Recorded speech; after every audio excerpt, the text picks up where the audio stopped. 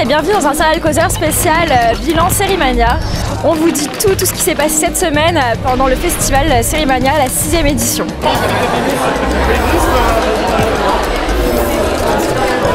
Je ne sais pas. Eh bien, c'était très bien. Follow the Money, Deutschland 83. Deutschland 83. Niveau série, eh bien, je pense que c'était du très haut niveau cette année. J'ai beaucoup aimé Deutschland 3 unartig. Non, c'est parce que ça parle de tout ce qui est la période des deux Allemagnes, Allemagne de l'Est, Allemagne de l'Ouest. Et vraiment, c'est une très bonne série, très bonne qualité, c'est dynamique, donc je vous la conseille. Donc là, dans le podium, il y a Deutschland 83, qui est une belle série d'espionnage, une série très originale. Mais je peux vous dire que j'ai beaucoup aimé Occupied, la série norvégienne. J'ai adoré Occupied, la coproduction norvégienne française avec Arte.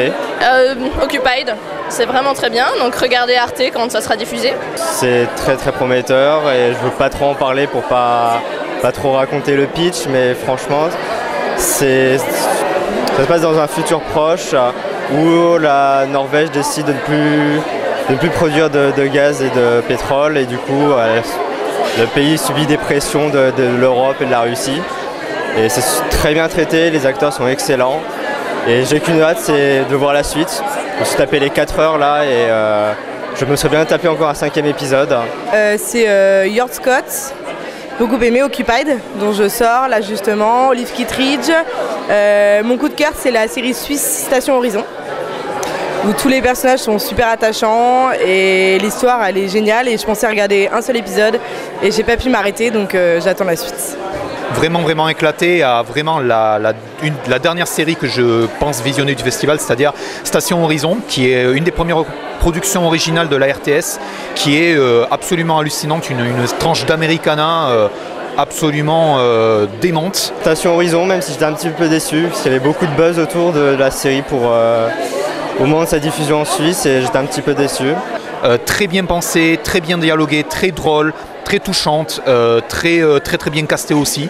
Sinon, ce que j'ai détesté, c'est TELUS. J'ai évité plusieurs séries qu'on m'a pas conseillées ou où j'ai entendu des choses moyennes comme TELUS. Ça, c'est la faute de Arnaud.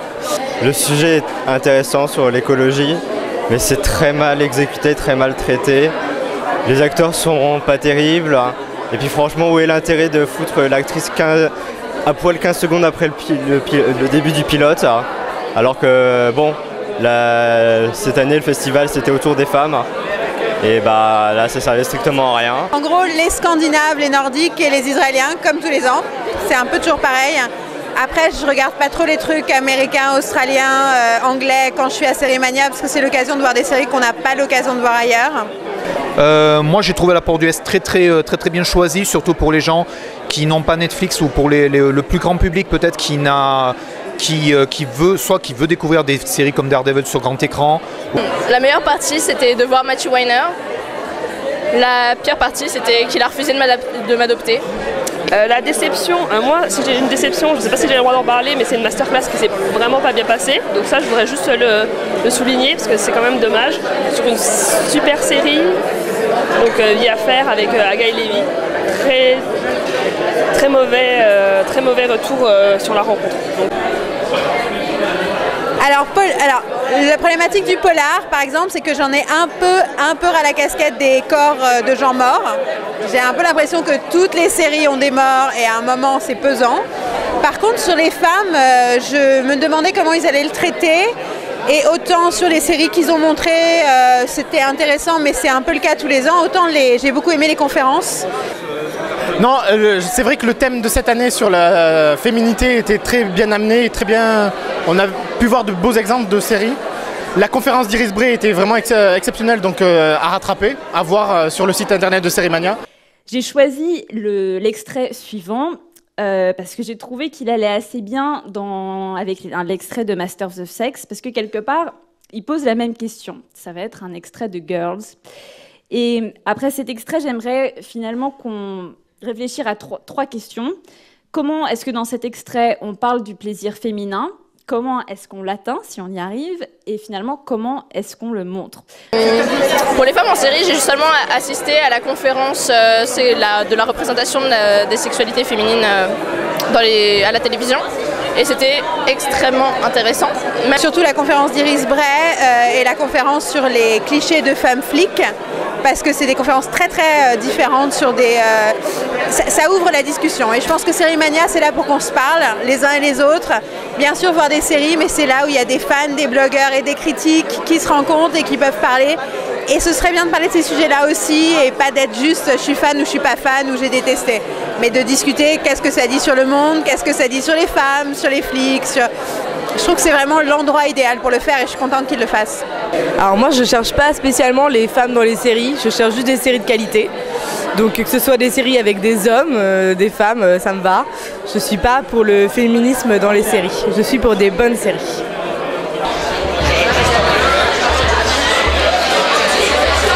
Les séries de Shonda Rhimes, même si je regarde pas, au moins elle met les femmes en avant avec Grey's Anatomy, Scandal, How to Get Away with Murder.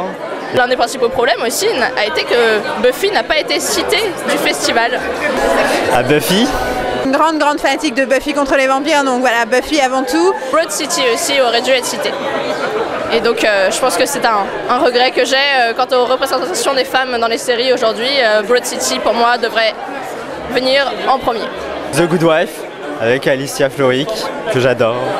Moi la première qui me vient en tête c'est vraiment Masters of Sex parce que c'est la dernière série qui pour moi m'a fait halluciner dans le portrait de femme qu'elle propose. Je pense malheureusement aussi à Mysteries of Laura, qui à mon avis a marché parce que ça montrait dans des grandes séries une nana normale qui plaisait aux gens. Donc il y a aussi un créneau presque trop facile des fois à faire, ou même avec une mauvaise série tu peux conquérir un public parce qu'il n'y a pas assez de personnages de femmes.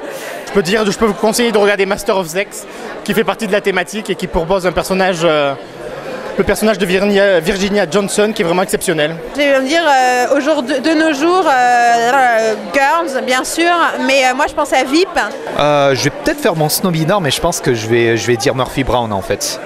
Je pense à Inside Amy Schumer, je pense aux petits trucs du câble américain, je pense aussi à des séries contre des hommes comme des femmes, comme You're the Worst.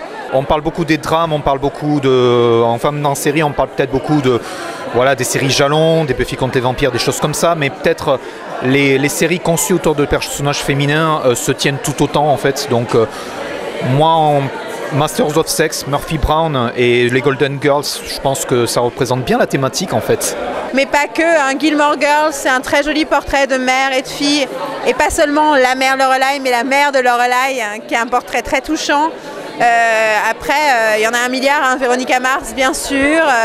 Sex and the City a beaucoup fait. Ugly Betty est une grande série aussi sur la façon dont les femmes se traitent entre elles et dont elles mettent des standards de beauté entre elles sans avoir rien à voir avec les mecs. Parce que Ugly Betty n'a jamais de problème pour trouver des mecs, c'est juste les autres filles qui la traitent comme si elle était paria. Plein de séries, plein. Weeds, j'aime bien Weeds aussi. Voilà, en gros, en bref.